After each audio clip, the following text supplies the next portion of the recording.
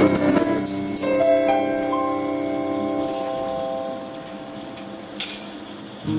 Seigneur bénisse. Amen. Nous allons prier le Seigneur. Bien-aimé Seigneur Jésus, nous voici au-devant de toi, ô Dieu. Afin, Seigneur, que tu puisses parler à nos cœurs comme tu as promis dans ta parole, Seigneur. Tu ne peux pas rassembler les hommes, ô Dieu, si tu n'as rien à leur dire. Amen. Nous rassemblons ce jour afin que ton programme et ta pensée soient influés dans nos âmes, Seigneur. Amen.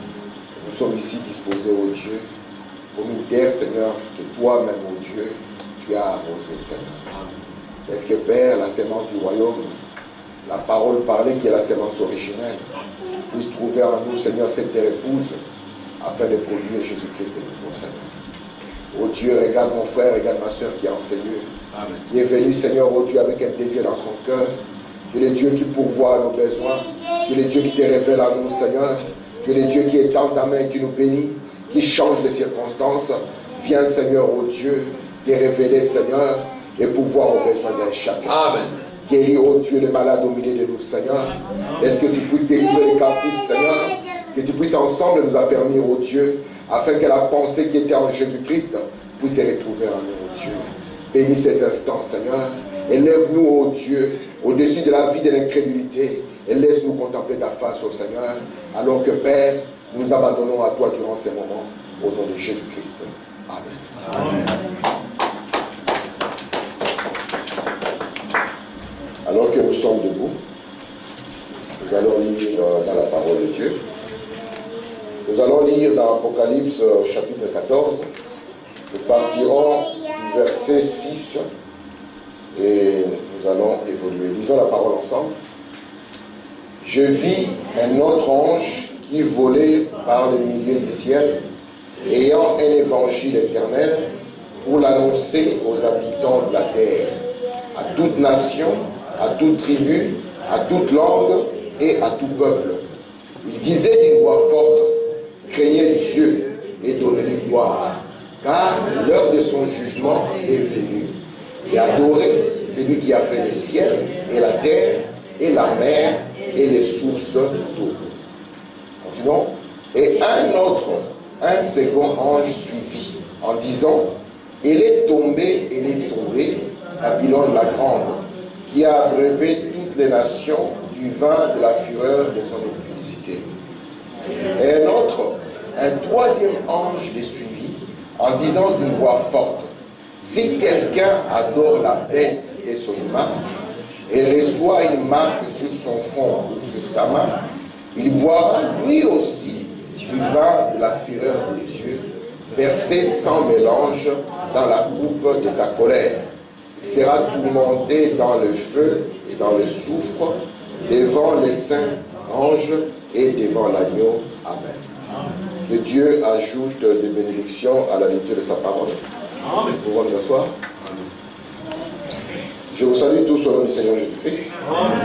Et je vous remercie tous d'être là afin que nous puissions continuer notre étude sur le livre d'Apocalypse.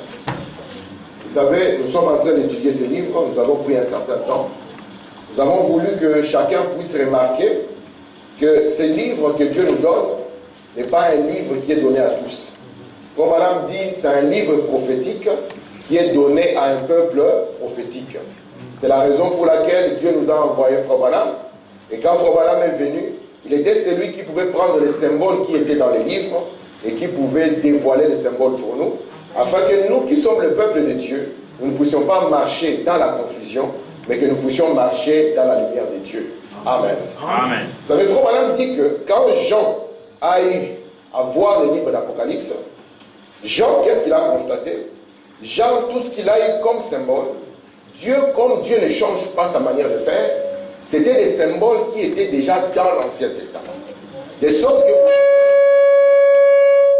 pour pouvoir évoluer de l'Ancien Testament vers le Nouveau, il fallait d'abord que Dieu ne puisse pas donner de nouvelles choses à Jean, mais qu'il montre à Jean que les choses que je te donne sont déjà un symbole dans l'Ancien Testament. Et Branham, quand il a commencé à nous montrer les âges de l'Église, il nous a dit pour pouvoir les percer, pour pouvoir parvenir à toucher cela, Dieu lui a permis de montrer d'abord que ce qui arrive dans le Nouveau Testament provient de l'Ancien Testament. Il y a un but à cela. J'aimerais commencer par lire une citation. Je ne sais pas si je vais avoir la projection. Je vais lire Frère Branham dans Une vie cachée. Dans Une vie cachée, je vais lire au paragraphe 14. Il est dit ceci dans la vie cachée.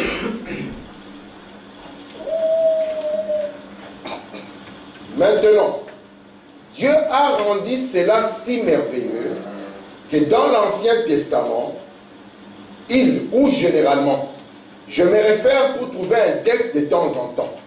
Il a fait l'Ancien Testament en parabole et en symbole pour s'exprimer et exprimer ses œuvres, afin que les gens humbles aient une perception de sa volonté et de ce qu'il a fait. Amen. Plusieurs fois dans l'Ancien Testament, je me suis retourné là pour montrer que l'Ancien était le type du Nouveau.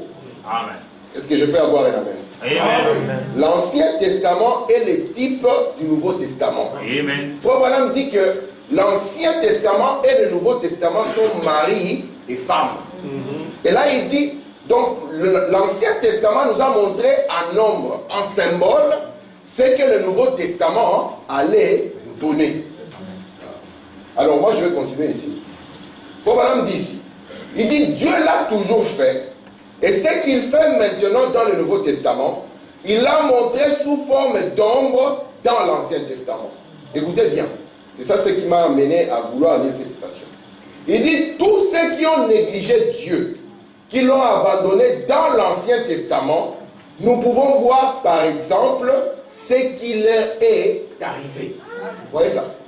Il dit, tous ceux qui ont abandonné Dieu dans l'Ancien Testament, nous pouvons voir ce qui leur est arrivé. Écoutez, et ceux qui ont osé avoir foi en Jéhovah et ont avancé dans l'Ancien Testament, nous pouvons voir ce qui leur est aussi arrivé. Alors nous faisons notre choix. Et moi, quand j'ai commencé cette étude, je vous ai dit que Dieu, il a deux peuples. Il a deux églises. Vous savez, la première église que Dieu a eue, c'était Israël.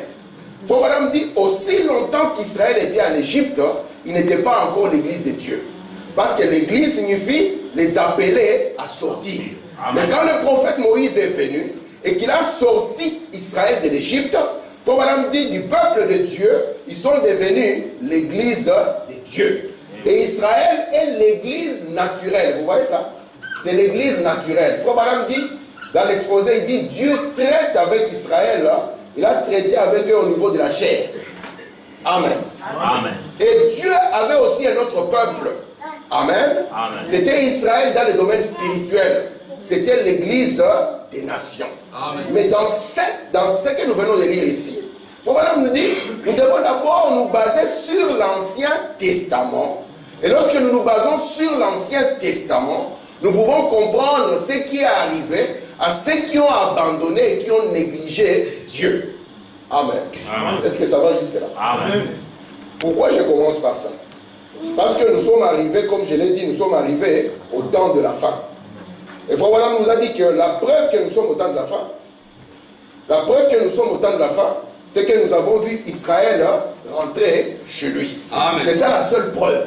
Si un homme te dit, c'est quoi, pourquoi nous sommes au temps de la fin? William Branham dit, nous ne pouvons pas savoir que nous sommes au temps de la fin en regardant l'église. Amen. Non. Il dit, même si elle progresse, même si elle rétrograde, ce n'est pas en regardant l'église que nous saurons quand est-ce que nous sommes en train de vivre. Mais Frère Branham nous a dit, regardez Israël et vous comprendrez quand est-ce que vous êtes en train de vivre. Amen. Il dit pourquoi? Parce que Israël est l'horloge, la borne kilométrique de Dieu. Qu'est-ce que cela signifie? Parce que Dieu, quand il voulait traiter avec Israël, son église naturelle, Dieu a donné à Israël un temps bien déterminé. Et les temps bien déterminés que Dieu a donné à Israël, on les appelle les 70 ou bien les 70 semaines. Ça, c'est une période bien déterminée que Dieu a donnée à Israël. Frère Branham dit, quand Dieu traite avec l'église des gentils, il n'a pas donné une période déterminée. Il leur a dit, je vous donnerai seulement cet âge de l'église. Quand est-ce que cela finit? On ne sait pas. Mais Dieu a dit simplement, je vous donne cet âge de l'Église. Remarquez, quand Jésus est arrivé, vous savez que chaque 2000 ans, le monde arrive à la fin. Amen. Est-ce que vous savez ça? Amen. C'est pour ça que vous avez vu les religieux trembler lors de l'an 2000. Ils ont oublié ça. Mais chaque 2000 ans, le monde arrive à la fin. Frère Branham nous dit, d'Adam jusqu'à qui? Jusqu'à Noé. C'était le premier 2000 ans. Et quand on est arrivé à Noé, le monde est arrivé à la fin. La fin du monde, ce n'est pas ce que les gens pensent que le monde va exploser. Non. Frère Branham dit, le monde vient du grec cosmos. Il dit, c'est l'ordre du monde. Amen. Amen. Et dans l'ordre du monde, vous avez l'ordre économique, l'ordre religieux, je ne sais pas moi, toutes sortes d'ordres. Et chaque 2000 ans, ces ordres-là arrivent à leur fin. Et Branham nous montre que d'Adam à Noé, il y a eu 2000 ans. Vous êtes là? Amen. 2000 ans. Alors, Frère Branham nous montre encore que de Noé à qui? Au Seigneur Jésus, il y a eu aussi 2000 ans. Et quand le Seigneur Jésus est arrivé, c'était la fin du monde. C'est Frère Branham qui dit ça. C'était quoi? La fin du monde. L'ordre de l'Église était arrivé à la fin. Vous êtes avec moi? Amen. Amen. Et me remarquez maintenant, du Seigneur Jésus au prophète Branham ou à nous, nous avons encore 2000 ans. Ce qui montre que nous arrivons encore à une autre fin. Or, cette dernière période ici, c'est ça la période qui va constituer le temps où Dieu doit travailler avec les gentils. Vous êtes là? Amen. Amen. Remarquez maintenant quelque chose. Lorsque le Seigneur Jésus va arriver, parce que cela doit introduire la fin d'un temps, la fin du monde. Le Seigneur Jésus, lorsqu'il vient en scène, il va arriver alors qu'Israël a déjà consommé 69 semaines. Je n'aurai plus le temps de revenir là-dessus. C'est dans Daniel au chapitre 9. Les 70 semaines étaient constituées par 7 semaines, plus 62 semaines, et puis restait la dernière semaine, ou la 70e semaine.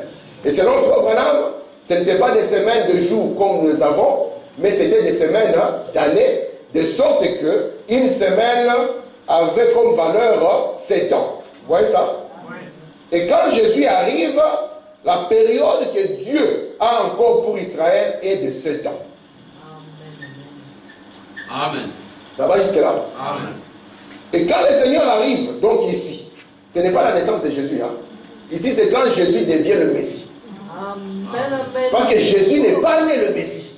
Frère Branham le dit dans possédant les portes de l'ennemi. Mais il dit, il est devenu le Messie au baptême de Jean. C'est pour ça que la Bible dit, Dieu a oint Jésus du Saint-Esprit. Il ira de lieu en lieu, guérissant les malades et faisant le bien. Amen. Et ici, maintenant, quand Jésus devient le Messie, amen, Dieu a encore une période de 7 ans pour pouvoir terminer avec l'histoire d'Israël. Mais vous savez que Jésus n'est pas venu pour tout le monde. Vous savez ça? Amen. Jésus lui-même, il déclare, je suis venu pour qui? Pour les brebis perdues de la maison d'Israël. C'est pour ça qu'il disait à ses disciples, n'allez pas ailleurs. Parce que ma mission, c'est pour les brebis perdues de la maison d'Israël. Mais il est venu chez les siens. Est-ce que les siens l'ont reçu? Non. Amen. La Bible nous dit que les siens ne l'ont pas reçu. Souvenez-vous que Jésus arrive à la fin de la dispensation juive. Vous êtes avec moi? Amen. Alors, le ministère de Jésus va durer combien de temps? Il va durer 3 ans et demi. Et après 3 ans et demi, selon la prophétie de Daniel 9 jours, le roi sera retranché. Vous êtes avec moi? Amen. On fait quoi de Jésus? On le tue. Mais lorsque Jésus, on le rejette, qu'est-ce que Dieu va faire? Israël n'a pas fini encore son temps, n'est-ce pas? Amen. Israël vient de consommer combien? 3 ans et demi. Combien reste encore? 3 ans et demi. Alors qu'est-ce que Dieu fait? À tous ceux qui l'ont reçu, à tous ceux qui ont cru en son nom, la parole a donné quoi? Le pouvoir de devenir des fils et des filles de Dieu. C'est pour ça que Paul, Parce que lorsque Dieu traite avec un peuple, il ne peut pas envoyer un prophète de notre peuple. Vous voyez ça? Et quand Dieu envoie Paul, Paul il vient d'abord premièrement pour parler à ses frères. Il dit, le Jésus là qu'on l'a crucifié, c'est lui le Seigneur et le Christ. Il essaie de convaincre ses frères du mieux qu'il peut. Lorsqu'il comprend que ses frères sont aveuglés, Paul dit, Jésus, parce que, souvenez-vous, un messager vient toujours à la fin d'un âge. N'est-ce pas? Et au début de l'âge qu'il introduit. Paul vient à la fin de l'âge des Juifs. C'est faux, madame, qui dit ça. Il arrive à la fin de l'âge des Juifs pour réprimander cet âge. Il dit, le salut est venu vers vous, mais vous ne vous en êtes pas montré digne. Comme vous le faites ainsi, votre sang retombera sur vous. Moi, je me tourne maintenant vers les païens. C'est ici maintenant qu'il va y avoir une ouverture. Dans cette dernière semaine, elle sera fendue en deux. Il y aura une ouverture, amen, qui commence ici, et Dieu donne cette période de temps. Vous voyez ça? Et ici maintenant, Dieu garde encore en réserve le combien? Les 3 ans et demi pour qui? Pour Israël. Est-ce que c'est clair jusqu'à là? Amen. Et remarquez maintenant, pourquoi est-ce que maintenant Branham insiste? Il dit Israël, c'est ça l'horloge de Dieu. Amen. Parce qu'Israël a un temps bien déterminé. Et Jésus, quand il est venu ici, Jésus a dit quelque chose de très particulier. Jésus, un jour, il sort avec ses disciples. Vous pouvez lire ça dans Matthieu 24, dans Luc 21. Amen. Les disciples lui montrent que le temple est bien construit. N'est-ce pas? Il lui montre. Et Jésus leur dit, il viendra un temps où il ne restera pas ici, pierre sur pierre. Vous vous souvenez de ça? Amen. Et Jésus commence maintenant à expliquer à ses disciples. Parce qu'on lui a posé 3 questions. À savoir, quand est-ce que viendra le temps où il ne restera pas pierre sur pierre? Quel sera le signe de la venue du Seigneur? Et quel sera le signe de la fin du monde? Amen. Est-ce que ça va jusque-là? Amen. Remarquez maintenant. Jésus va leur dire, faites attention. Il viendra les armées qui viendront et qui vont envahir Jérusalem. Amen. Et ils vont fouler Jérusalem aux pieds, pas éternellement, pas perpétuellement, mais ils fouleront Jérusalem aux pieds jusqu'à ce que la dispensation des gentils soit terminée. Amen. Et dans Matthieu 24, Jésus a dit, pour savoir que l'heure commence à approcher, observez le figuier. Si vous voyez le figuier bourgeonner, sachez alors que l'heure est arrivée. Or, le figuier, selon l'Ancien Testament, représente Israël. Et c'est pour ça que Branham revient. Il dit, frère, nous sommes au temps de la fin. Il dit, pourquoi nous sommes au temps de la fin? Parce que depuis qu'Israël avait rejeté Jésus, Israël avait été détruit comme nation et les gens ont été dispersés par toute la terre. Il dit, mais la seule fois où nous voyons ces gens revenir de nouveau en Palestine, c'est encore dans notre temps. Ce qui nous montre que Dieu ne peut traiter avec Israël que quand Israël est dans sa terre. Amen. Maintenant, ce que je voulais que vous puissiez voir, c'est la fin de la dispensation des Juifs, parce que Dieu ne change rien. Amen. Ce qui a été, c'est ce qui sera. Vous êtes avec moi? Amen. Ce qui a été, il n'y a rien de nouveau sur la terre. Amen. La même manière dont cette dispensation s'arrête ou finit, c'est de cette même manière que la dispensation des gentils va finir. Amen. Mais la miséricorde d'Israël, c'est qu'ils avaient en réserve 3 ans et demi. Les gentils, eux, n'ont pas en réserve 3 ans et demi. Ceux qui ont échoué ici, c'est terminé. Amen. Amen.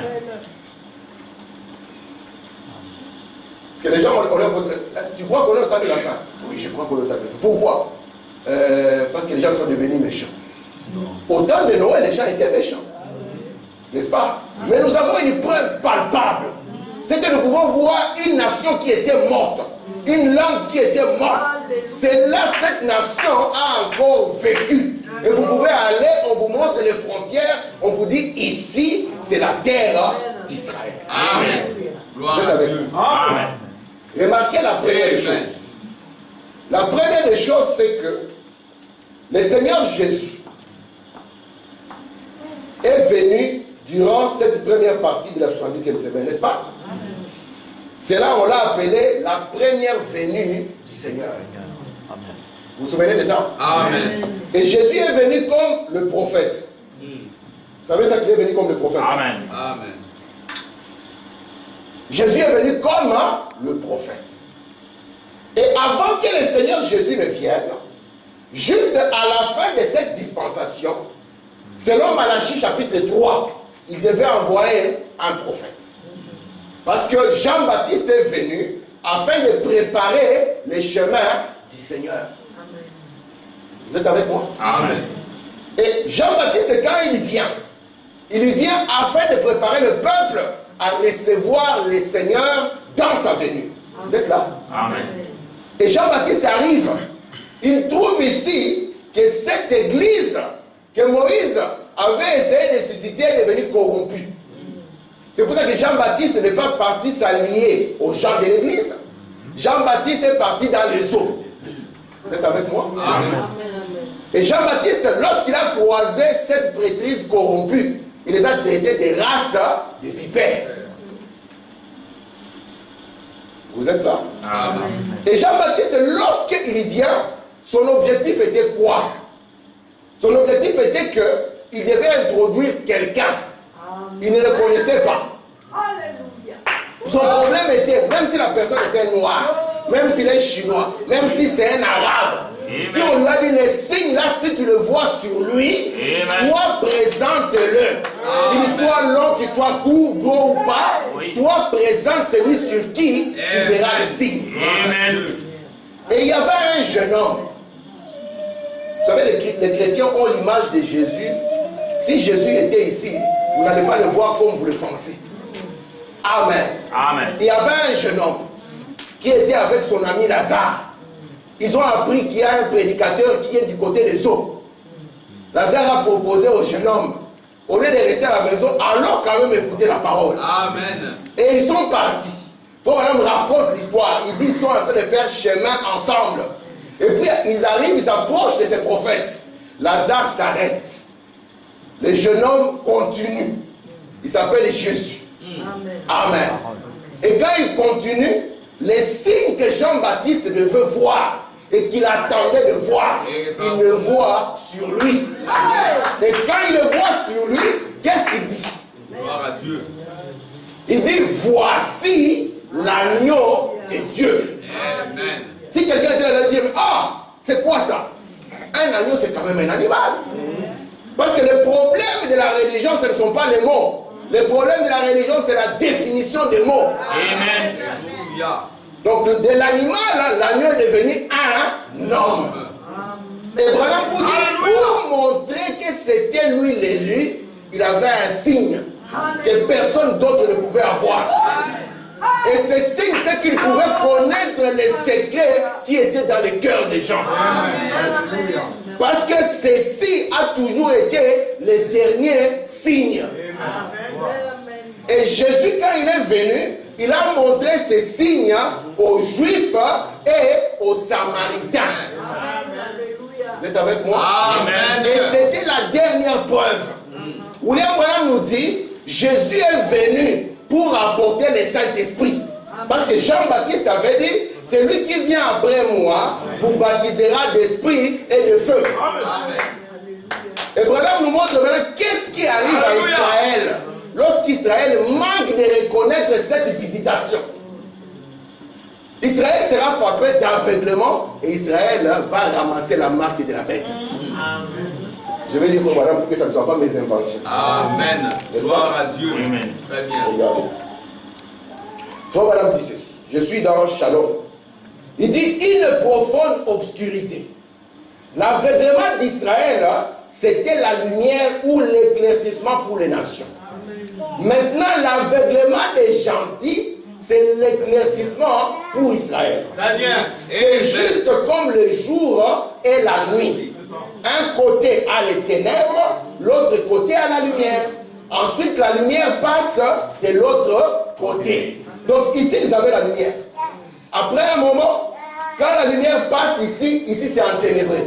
Vous êtes là? Amen. Et quand ici, ils ont la lumière continue. Quand la lumière va passer ici ça sera les ténèbres, et ça sera des ténèbres très très profondes. Vous comprenez ça? Amen. Amen. On continue. Frère Branham continue. Il dit, le soleil a voyagé de l'est à l'ouest. Et nous sommes sur la côte ouest. Seigneur, quelle sera la preuve de ton avènement? Il leur a dit, même si on vous dit il est dans le désert, allez-y. Non. Il est dans les chambres de prière, allez-y. Non. Non. On a dit, comme l'éclair part de l'Orient et se montre en Occident, ainsi sera l'avènement du Fils de l'homme.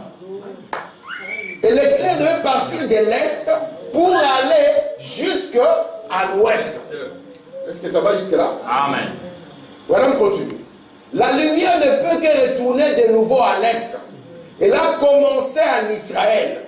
Dieu les a aveuglés pour un certain temps. Mais maintenant, les ténèbres viennent sur le monde des nations. Faut même dire, lorsque vous voulez voir ces ténèbres, c'est quelqu'un, quand il y a la réunion de l'église, la réunion de prière, il reste à la maison pour regarder la télé. Il dit, c'est ça les ténèbres. Amen. Vous comprenez ça? Parce qu'il ne s'agit pas de ténèbres comme les gens pensent. La Bible dit que l'Égypte se fit frapper les ténèbres, de sorte que les gens touchaient l'obscurité. Si vous pensez qu'un jour vous allez toucher l'obscurité avec vos mains, vous attendrez longtemps. Parce qu'ici, il s'agit des ténèbres sur les âmes des gens. Ce sera des ténèbres très, très profondes. Amen. Est-ce que ça va jusque-là? Amen. Faut pas dire. Il dit, cela a couvert tout cela. Les nations vont fouler au pied de Jérusalem jusqu'à ce que la dispensation des nations soit terminée. Jésus l'a dit. Maintenant c'est terminé. Une profonde obscurité est sur les gens. Dieu reflétant cela dans les cieux, comme il a montré sur la terre avant que tout cela n'arrive, nous y sommes. Amen. Vous savez, quand Paul VI, le premier pape, a mis ses pieds à Jérusalem, c'est que Frère Branham avait montré, c'est parce que simplement mon projecteur ne fonctionne pas, c'est que Frère Branham avait dessiné, Dieu l'a dessiné au ciel. Vous savez ça? Il a montré le premier âge, il a montré le deuxième âge. Lorsque Dieu arrivait au sixième âge, arrivé au septième âge, c'était les ténèbres totales. Pourquoi? Où est partie la lumière? Qui sont la lumière? Les élus sont la lumière. Amen. Est-ce que ça va jusque là? Amen. Merci Seigneur. Maintenant écoutez. Frère Branham disait, dans les droits de la porte qu'il a prêché du 1er mars 59. Je me demande ce matin, paragraphe 53, si je ne pourrais pas comparer cette génération-là à celle-ci. Voyez-vous, c'était à la fin de la dispensation des Juifs. Il faisait allusion à différentes choses et à différentes fins de dispensation.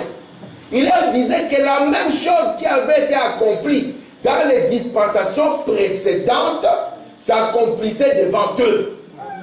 Vous comprenez ça? Il disait ça. Ce qui s'est passé, c'est pour cela que le problème aujourd'hui, ce n'est pas juste de dire que j'appartiens à une église. Les Juifs, ils ont rejeté Jésus, ils ont gardé le temple. N'est-ce pas? Et ils ont commencé à crier Jéhovah, Jéhovah. Et vous allez voir, quand ils vont ramasser la marque de la bête, ils ne vont pas courir ailleurs. Ils vont aller se réfugier dans le temple. C'est pour ça que je vous dis, dire Jésus ne suffit pas. Mais vous devez l'identifier dans la parole et vous identifier à lui. Amen. Vous êtes avec moi? Dire Jésus ne suffit pas. Merci Seigneur. Merci mon Dieu. Écoutez. Remarquez maintenant quelque chose que je voulais vous montrer. Vous allez remarquer quelque chose. Ici, nous sommes chez les Juifs. Comme ici, nous sommes encore chez les Juifs. Mais remarquez, un âge ne finit pas comme ça brusquement. Non. William Branham dit c'est comme les escaliers montants. Vous voyez? Ou bien si vous voulez vous les représenter pleinement, vous faites la course au relais. Donc frère Armand, moi je dois lui passer les relais, moi je commence à courir. D'accord? Moi je cours, je cours, je cours. Quand ça devient le tour des frères Armand, lui il ne peut pas rester statique, que je m'arrête pour lui donner. Si je fais ça, on a raté la course. Donc à un moment, frère Armand va commencer aussi à courir. Donc il va y avoir un moment où nous allons courir ensemble, et moi je lui passe la flamme, et puis moi je m'arrête, et lui il continue. Et c'est comme cela que Dieu travaille depuis la dispensation des Juifs jusqu'à ce qu'il retourne encore. Amen. Et ici, dans la dispensation des Juifs, lorsque Dieu devait parler ici aux nations, normalement Dieu devait chercher un homme des nations. Mais dans sa main ici, il n'avait que les Juifs. C'est pour ça que Dieu suscite Paul. Il dit à Paul, tu es la lumière des nations.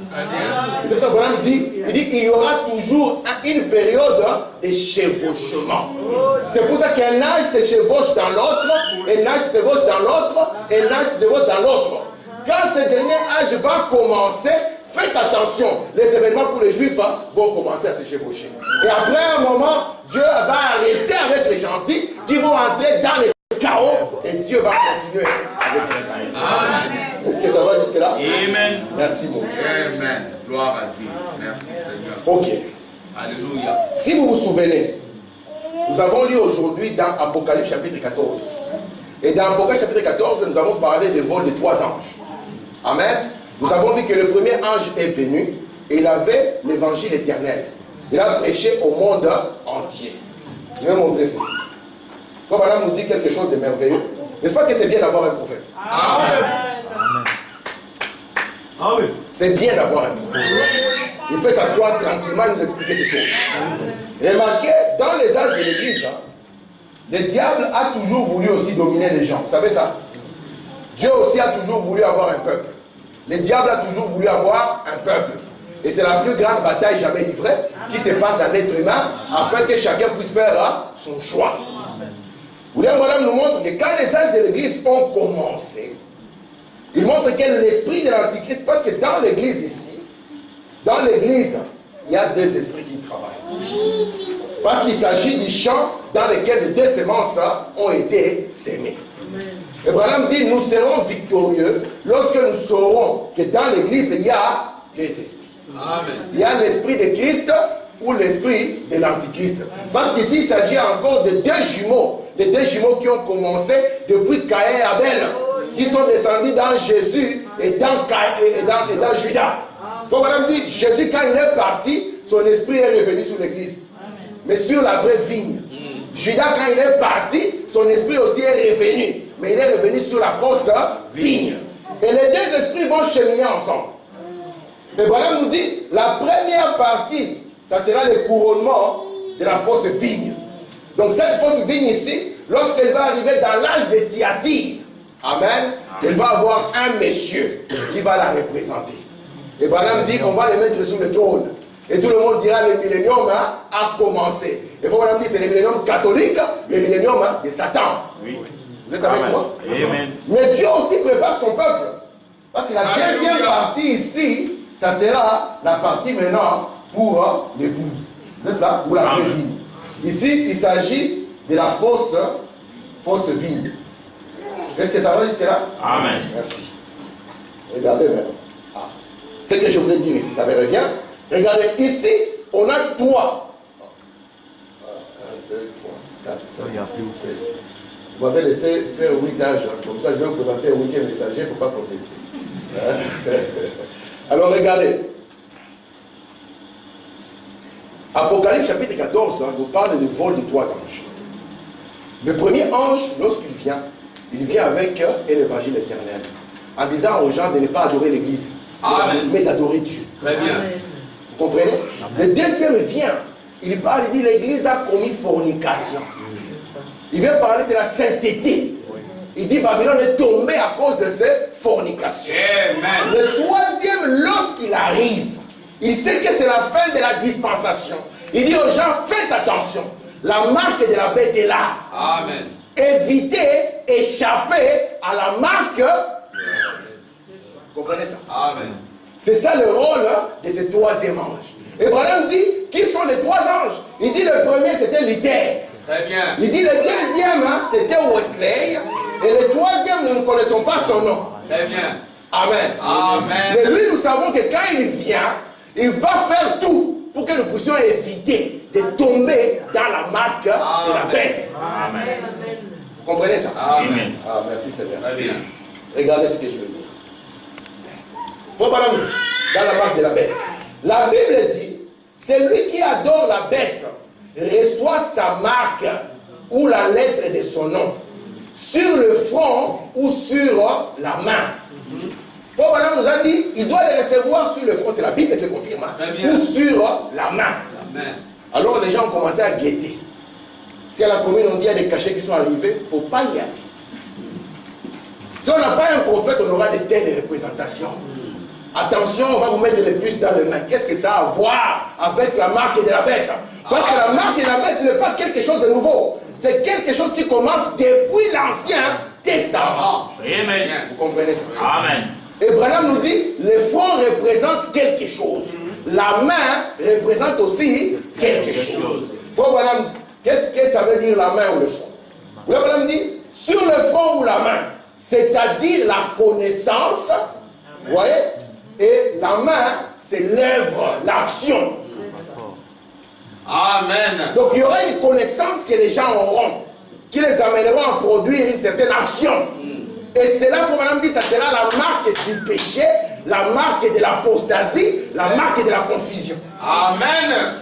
Mais cet ange est envoyé afin que le peuple ne soit jamais dans la confusion, mais qu'il soit marqué du sceau de Dieu. Très bien. Amen. Et aussi ils sont marqués sur le front. Oui. Vous êtes là? Amen. Amen. Le front de Dieu. Très bien. Je suis dans l'entente de reconnaître à Dieu sur base de la parole. Prêché le 21 février 60. Jésus prédit que ce Saint-Esprit sera dans les derniers jours le sceau de Dieu. Donc le sceau de Dieu, c'est le Saint-Esprit. Amen. Maintenant, qu'est-ce qui sera la marque de la bête? Madame, tu dis que Jésus a dit que le sceau de Dieu sera le Saint-Esprit. Mais maintenant, la marque de la bête, c'est quoi? Amen. Amen. Faut Madame dire, ça sera de rejeter le sceau de Dieu. Amen. Car tous ceux qui n'avaient pas le sceau de Dieu avaient reçu la marque de la bête. Et si ces deux sont des marques spirituelles, l'une d'elles sera la véritable marque et l'autre sera l'apostasie. Ou là, madame dit, ce n'est pas un tatouage. Non. Il dit, ce sont des marques spirituelles. Soit vous recevez la connaissance de Dieu, la pensée de Dieu, qui remplit votre être, comme il a rempli les fonds des océans, et qui dit Satan, soit vous êtes marqué par la marque de l'apostasie. Et votre vie est remplie de confusion. Alléluia. C'est pour cela que Dieu envoie ce dernier ange. Amen. Merci. Amen. Parce que souvenez-vous, les 3 ans et demi qui viennent ici, c'est la tribulation. Amen. Vous êtes là? Amen. Très bien. Les 3 ans et demi qui arrivent ici, faites attention. C'est la tribulation. Je vais bien le dire. La grande tribulation. Si vous prenez Apocalypse 13, verset 8, on vous dira que c'est une période qui dure 42 mois. N'est-ce pas? 42 mois, c'est combien? C'est 3 ans et demi. Vous pouvez diviser par 12, vous verrez vous-même. Amen. Si nous prenons par 12, 3 ans c'est 36. N'est-ce pas? C'est 36 mois. Ça c'est 3 ans. Et puis il reste 6 mois qui sont les 3 ans et demi. Donc avant que les jugements n'arrivent, il commence à prévenir. Faites attention. La dispensation des justes, c'est arrêté d'une certaine manière. Ouvrez l'œil, ouvrez le bon. Ne prenez pas n'importe quoi. Voici le temps où vous devez recevoir le sceau de Dieu. Et le sceau de Dieu, c'est le Saint-Esprit. Amen. Amen. Qui est l'âme du croyant. Merci Seigneur. Gloire à Dieu. Écoutez. Ok. Lorsqu'Israël a rejeté Jésus, c'était en l'an 33 qu'il faut voir. Vous vous souvenez? Amen. Parce qu'ici, Jésus commence vers l'an 30, plus ou moins. La Bible nous dit qu'il avait commencé son ministère plus ou moins à 29 ans, n'est-ce pas? Oui. Nous sommes plus ou moins à l'an 30, et ici, nous sommes plus ou moins à 33 ou 33 et demi, là où le Seigneur est crucifié, n'est-ce pas? Vous êtes là? Amen. Quand les Juifs ont crucifié Jésus, il y avait un problème. Ils l'ont crucifié et puis ils étaient contents, non? Ils ont dit, nous avons arrêté les faux prophètes. Je suis sûr que les premières semaines-là, les souverains sacrificateurs prêchaient durement. Vous avez vu sa fin. Vous, peuple d'Israël, celui qui ose jouer avec le peuple de Dieu et la parole de Dieu, voici la fin qu'il aura. William Branham nous dit maintenant, il dit nous devons considérer l'Ancien Testament, voir ce qui est arrivé à ceux-là qui ont négligé et qui ont rejeté la parole. Amen. Lorsqu'on a amené Jésus la parole devant les gens, et qu'on a dit, souvenez-vous, on a dit quoi? On a dit, maintenant cet homme est innocent. On ne peut pas tuer un innocent pour rien. Son sang va redemander justice. Maintenant, quand son sang va redemander justice, qu'est-ce que nous devons faire? Pilate pose la question à tout le monde. Qu'est-ce qu'ils ont répondu? Que son sang retombe sur nous. Ils auraient dit c'est moi sur nous, ça aurait été tranquille. Mais ils ont dit que ça retombe aussi sur nos enfants. C'est pour ça que les actes d'un père et d'un parent doivent être réfléchis. Amen. Adam, quand il a brisé la parole, il ne savait pas qu'il ramenait toute une race dans le chaos. Et ces gens, quand ils rejettent Jésus, ne comprennent pas qu'il ramène tout un peuple dans des problèmes. Ils ont dit que son sang retombe sur nous. Est-ce que Jésus ne les avait pas pardonnés? Est-ce qu'à la croix, Jésus a dit, Seigneur, comme ils me font ceci, ils ont oublié de reconnaître que je suis ton serviteur, confirmé par toi. Comme ils ont fait ceci, Seigneur, châtie-les et qu'ils ne l'oublient jamais. Mais Jésus a dit quoi? Père, pardonne-lui. Amen. Est-ce que c'est là un péché qu'il puisse payer? Non. C'est ça l'amour de Dieu. Amen.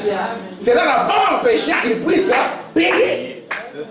Quand la facture est arrivée, il devait passer à la caisse. Et c'est là, ils ont tué Jésus 33 ans. Ils sont restés tranquilles pendant combien de temps? Ils sont restés tranquilles pendant 37 ans. Mais un jour, ce que Jésus avait dit devait arriver. Il y a eu un événement politique. Vous savez que derrière les événements politiques, il y a des esprits. Je vais vous montrer maintenant la partie spirituelle de cet événement politique. Pour que quand je vais venir avec la partie spirituelle de cet événement ici, vous allez bien la comprendre. Écoutez ce moment-là.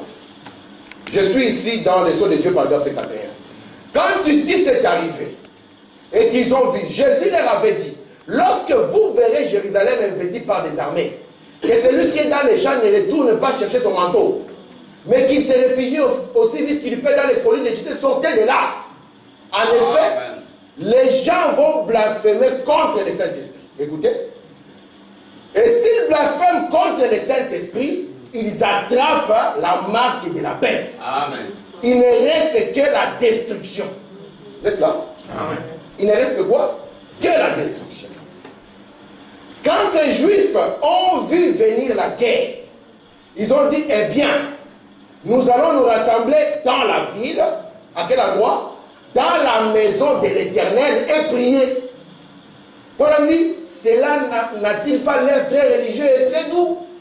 Oh, Satan peut faire paraître la chose si réelle. Ils ont vu les armées arriver. Tout le monde a crié. Salomon avait dit, Seigneur, que quand ton peuple aura un problème, c'est dans le temple. Mais sauf qu'ils avaient blasphémé déjà contre le Saint-Esprit. Ça les a aidés de prier. Non. Je vais continuer ici.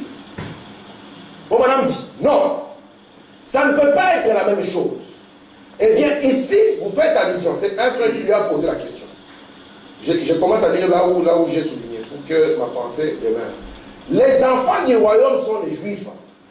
Et ils ont été jetés dans les ténèbres du dehors. Ils ont été jetés dans les ténèbres du dehors. Ils ont traversé un temps de pleurs, de gémissements et de graissements des dents.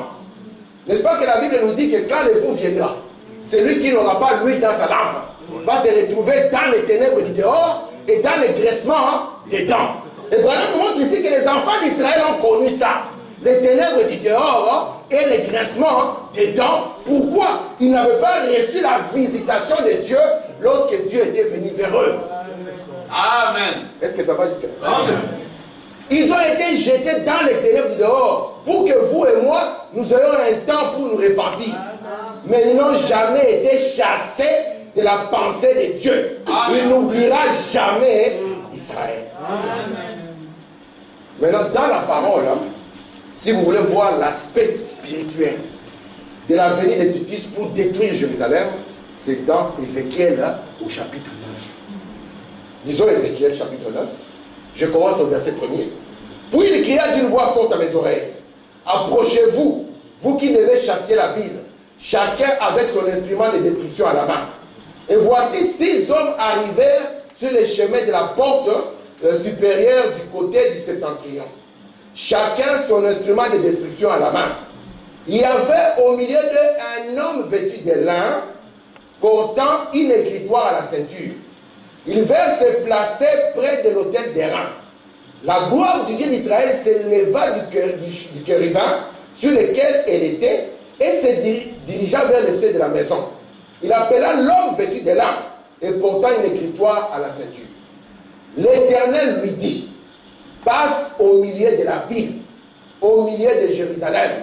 Fais une marque sur le front des hommes qui soupirent et qui gémissent à cause de toutes les abominations qui s'y commettent. Amen. Et à mes oreilles, dit aux autres, passez après lui dans la ville et frappez. Que votre œil soit sans pitié. N'ayez point de miséricorde. Tuez, détruisez les vieillards et les jeunes hommes, les vierges, les enfants et les femmes, mais n'approchez pas de quiconque aura sur lui la marque. Amen. Commencez par mon sanctuaire. Ils commencèrent par les anciens qui étaient devant la maison. Il leur dit, souillez la maison, remplissez de morts le parvis. Il dit, ils sortirent, ils frappèrent dans la ville. Amen. Amen. Ces esprits ont vêtu le Romain. Et les Romains sont venus, ils ont exécuté la partie physique de ce que nous venons de lire. Mais avant cela, Jésus avait promis de marquer du front ceux-là qui avaient reçu son message. Amen. Vous êtes là? Amen. C'est comme ceci que cet âge est entré dans le jugement. Vous comprenez ça? Amen. La fin du temps des Juifs. Et souvenez-vous, ça ne sera pas très loin de ce que nous allons vivre. Parce qu'il n'y a rien de nouveau. Ce qui a été, c'est ce qui sera. Je suis presque à la fin. Patientez un tout petit peu. Je prends ici le paragraphe 208. Frère Branham dit ceci. Maintenant, voilà qu'elle arrive. Eh bien, si vous faites attention et que vous vous référez à cet ange, c'est le même ange qui apparaît dans Ézéchiel 9. Lorsque les hommes ont surgi de derrière les portes avec leurs armes de destruction et ont parcouru Jérusalem pour massacrer les Juifs. Vous vous en souvenez? Il a dit arrêtez, arrêtez. Arrêtez cela jusqu'à ce que vous ayez parcouru la ville pour apposer une marque sur le front de chacun de ceux qui soupirent et gémissent à cause des abominations qui se commettent dans la ville. Et c'est vrai. Donc quand Dieu a appelé la destruction, il y a eu 6 anges qui sont venus. Et ces anges avaient la mission de détruire Israël. Vous comprenez ça? Alors quand ils voulaient commencer, Dieu leur a dit arrêtez. Il a appelé un autre. Celui-là, il était habillé en fin lin. Il a dit à celui qui était habillé en fin lin, toi précède-le vite. Marque le front de ceux-là qui ont encore le poids dans leur cœur. Lorsqu'ils voient le mal, cela les chagrine. Lorsqu'ils voient quelque chose qui n'est pas la parole, cela les contrarie. Ceux-là sortent, marquez-le. Non pas ceux-là qui sont devenus indifférents. Il dit, mais sors, marque ceux-là qui sont encore concernés et qui sont convaincus. Et cet ange est sorti, il a commencé à marquer ceux-là qui étaient concernés et convaincus. Et après lui, sont venus les 6 anges à qui on a dit, n'ayez pas de pitié, même si c'est un bébé. Même si il dit détruisez tout ce qui reste. C'est pour ça qu'il était écrit, ne faites pas du mal à l'huile et au vin. Amen.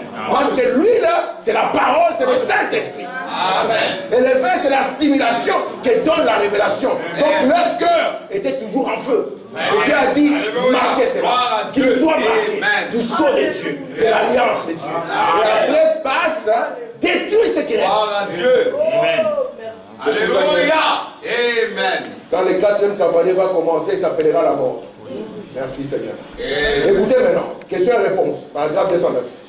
Ensuite, après qu'il a fait cela, il les a alors laissés entrer et les a laissés massacrer. C'était la persécution sous Titus. Et bien vous voyez, c'est le même ange apparaissant à nouveau, venant de l'Est, d'où viendra Jésus. Il a le son du Dieu vivant. Il dit le même ange qui est apparu ici, il doit venir jusque-là. Il dit c'est le même ange apparaissant. Et lorsqu'il va venir, il aura le son de Dieu. Mais sachez que derrière lui, il y a les anges destructeurs qui doivent entrer en scène. Et nous allons le montrer historiquement. Amen. Amen. Est-ce que ça va jusque-là? Amen. Merci Seigneur. Donnez-moi encore 2 citations et je m'arrête. Écoutez ceci. Ça, j'ai introduit maintenant ma pensée, je vais m'arrêter là. Pour la prochaine fois. Je suis dans la marque de la bête au paragraphe 30. Bon, ceci, le bonhomme qui parle, est le message du 3e ange au monde. Donc, quand nous sommes en train de parler maintenant, nous ne sommes pas au message de celui-là. Non. Ça s'est passé. C'était Luther. Luther, il dit la parole était merveilleuse au temps de Luther, pas aujourd'hui. Wesley est venu, c'était merveilleux, n'est-ce pas? Nous ne rejetons pas ce que Luther a amené, nous. Non. Comprenez? Il nous a amené la justification et nous avons dit oui. Oui. Le ciel, ce n'est pas question d'argent. Non. Amen. Amen. C'est Dieu qui nous a choisis. Même quand nous ne pouvons pas être aimés, Dieu nous a choisis. Nous avons dit au frère Luther, tu as raison. Amen. Et Dieu lui-même nous a appelés justes. Amen. Wesley est venu, nous a dit juste, vous devez être aussi sanctifiés. Nous avons dit au frère Wesley, Amen. Parce que pour voir Dieu, Amen, à l'œuvre, il faut la sanctification. Amen. Parce que sans la sanctification, nous ne le verrons pas. Amen. Même si nous sommes des fils. Amen. Et c'est là que Bonhomme dit maintenant, ici, nous sommes maintenant dans le message de qui? Du 3e ange au monde. Il dit, c'est ce qui se passe. Amen. On n'a pas encore dit son nom, cet ange. Bonhomme dit, vous savez quoi? Le message du 3e ange est apporté maintenant, en ces jours-ci. C'est maintenant le vol du 3e ange dans son message. Si vous êtes un lecteur de la Bible, pas un lecteur du Coran, pas un lecteur d'histoire vécue, la DH, les divers, mais ici, il s'agit d'un lecteur de la Bible. Écoutez le paragraphe 31. Il y a eu 3 malheurs qui l'ont suivi. Ouais. Le premier s'est produit lors de la Première Guerre mondiale. Le deuxième s'est produit lors de la Deuxième Guerre mondiale. Voyez-vous dans quoi entrons maintenant? Donc quand cet ange commence à apporter son message, sachez qu'il y a 3 malheurs qui vont le suivre. Amen. Or, les 3 malheurs qui vont le suivre, c'est déjà le jugement. C'est déjà le 6e saut. Vous êtes là? Est-ce que ça va où? Amen. Donc quand il vient, il y a 3 malheurs qui le suivent. C'est l'ordre de la Bible. Parce que lorsque vous le voyez, cet ange ici, le dernier, Apocalypse chapitre 3 à partir du verset 14. Si vous continuez, vous allez voir automatiquement que ce qui suit, ce sont les 3 malheurs. Amen. Apocalypse chapitre 8 déjà. Les 3 malheurs. Vous êtes là? Est-ce que ça va? Amen. Merci Seigneur. Donc quand lui vient, après lui, viennent quoi? 3 malheurs. Et voilà nous dit, le premier malheur s'est produit lors de la Première Guerre mondiale. Le deuxième s'est produit lors de la Deuxième Guerre mondiale. Qu'est-ce qui reste maintenant? Il reste un 3e malheur. Donc, si le premier c'est la Première Guerre mondiale, le deuxième c'est la Deuxième Guerre mondiale, sachez qu'il y a une 3e Guerre mondiale. Amen. Vous comprenez ça? Amen. Amen. Et ça suit le message de ces messieurs. Vous comprenez? C'est 3e ange. Merci Seigneur. Alors, j'ai dit, c'était censé être ma dernière citation. Je vais poser juste deux dates. Et puis je m'arrête. L'âge de la Odyssée a commencé vers le début du XXe siècle. Peut-être en 1906. Pourquoi 1906? Parce qu'en Californie, à Azusa Street, le Saint-Esprit est descendu. Amen. Amen. On a eu encore des gens jubilés dans l'esprit. Très bien. Ce que l'Église n'avait plus connu. Amen. Et cela a commencé tout un âge. Amen. Nous sommes en 1900 combien? 1906. Sauf que comme Dieu est parfait dans son parallélisme, en 1906, il y a 2 jeunes gens qui se rencontrent aussi. Très bien. Le garçon, il s'appelle Charles. Il commence à aimer une fille. Et là. Et en 1906, il épouse cette fille. Cette fille s'appelle Ella. Vous comprenez ça? C'est en 1906. Quand la maman de Frère Branham était partie, Frère Branham a commencé à prier. Vous comprenez? Quand il a quitté la terre, il a commencé à prier. Il a commencé à prier. Et puis Frère Branham dit, à un moment comme ça, j'ai vu une femme devant moi. Elle avait la tête baissée. Il dit, elle a levé la tête. Il dit, c'était ma mère. Amen. Amen. Et la voix a dit, elle est comme elle était en 1906.